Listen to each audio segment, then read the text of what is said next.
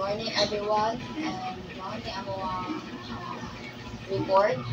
We are Team Matinik, and so let's start. So first is kaning diri nga column is mo siya mga grades ranging from 76 to 80, 81 to 85, 86 to 90, tapos 91 to 95, then 96 to 100.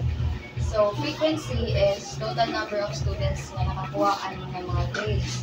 So, sa 86 to 90 is na ay isa ka student, and then 91 to 95 is 4 students. 96 to 100 is 2. So, para makuha ng lower boundary is, ato ning 96 is i-minus na to siya sa 0.5. And same as well sa 91, i-minus na yapon sa 0.5 para makakuha din ng mga numbers. So, kaning CF is, kaning 1, i-plus siya sa, there is a frequency kaning number 4 para makuha ng 5. Tapos, kaning 5, i-plus siya diri sa 2 para makuha ng 7. Tapos, kaning 7 is total number of students na na-interview na yun. Then, panay-mo ni sila si Francisco Labalan, Austria, Cortez, Barbosa, Dapog, Vero, and mo nila mga grades. So, atong isolve ang Q1 and mo niyang formula. So, 1 times 7 plus divide sa 4 is 1.75. So, before natin siya gamitin ng formula, ito sa pao niya, CF. So, ang CF is 1, and then ang lower boundary na to is 90.5. Ang frequency is 4, then ang class width ay 5. So, dili tayo, ato na nang gigamit. So, 90.5 plus 1.75 minus 1 divide sa 4 plus kanila yung 5. First guy, ato nang i-bring down ang 90.5 dire kasi kanila yung 1.75 atong i-minus sa 1 para makuha na to ang 0.75. Then stay ragyapon ang 4 o ang 5. So sa next dayon is ato ning i-solve kanina sa parenthesis and kanina nasa gawas. So 0.75 divided by 4, then i-times nato sa 5 is 0.93. So i-add din natin yung 90.5 plus 0.93, tapos makakuha din tayo 91.43. Solve din nato ang quarter 2. 2 times 7 divide 4, makuha tayo 3.5. So yung makuha rin nato ang CF niya kay 1, lower boundary 90.5, frequency for CW 5.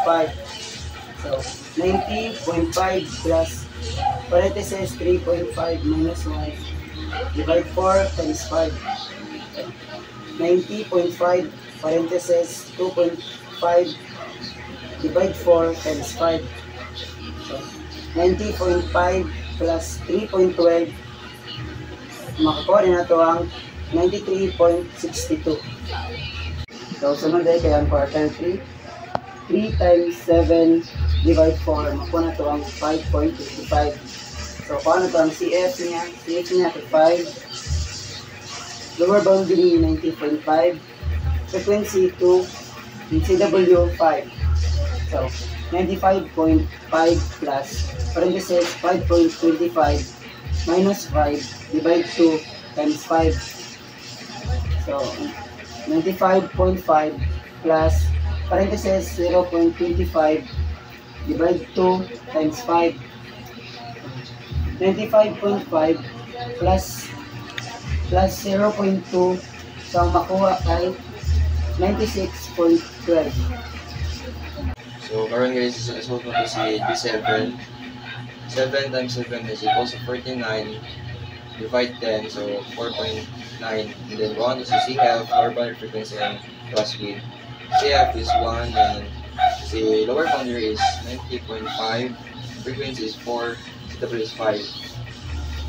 And then, mo din siya guys, so 90.5 plus open and close parenthesis 4.9 minus 1, so 4.9 minus 1, minus siya og 3.9. And then, pag kumandela na kay, ato din siya divide sa 4. So, 3.9 divide 4 times 2.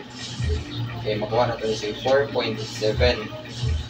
Ato din siya i-plus 20.5 plus 487 is 95.87. So, the result current guys is CD4. 4 times 7 is equals to 28. Divide 10, so 1 is 2.8. Then 1 is CCF, lower boundary frequency, and plus mid. So CCF to is 1. Lower boundary is 90.5. Frequency is 4. And then CW is equals to 5.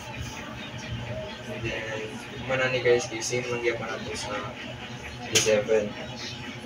Ato siyang kaon ni si lower boundary 90.5. Okay. Go.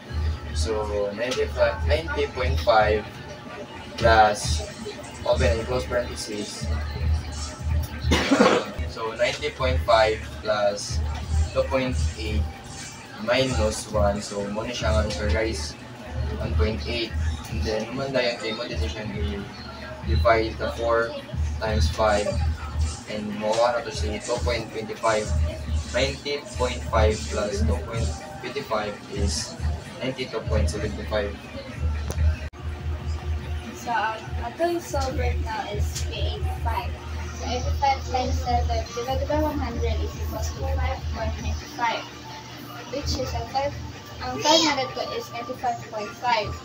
So, 5.95 ang nakuha ni ang 5 dito sa last week. So, 5.95 minus 5 is equals to 0.9. Tapos, 0.9 divided by 2 plus times 5 is 2.25. So, 95.5 plus 2.25 is equals to 97.75. So, next, ang atong isolve is ang P60. So, 60 times 7 divided by 100 is equals to 4.2. Tapos, ang ikaupat na dito is 90.5. So, 4.2 minus 1 is equals to 3.2.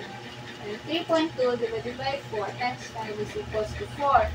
So, 90.5 plus 4 is equals to 94.5.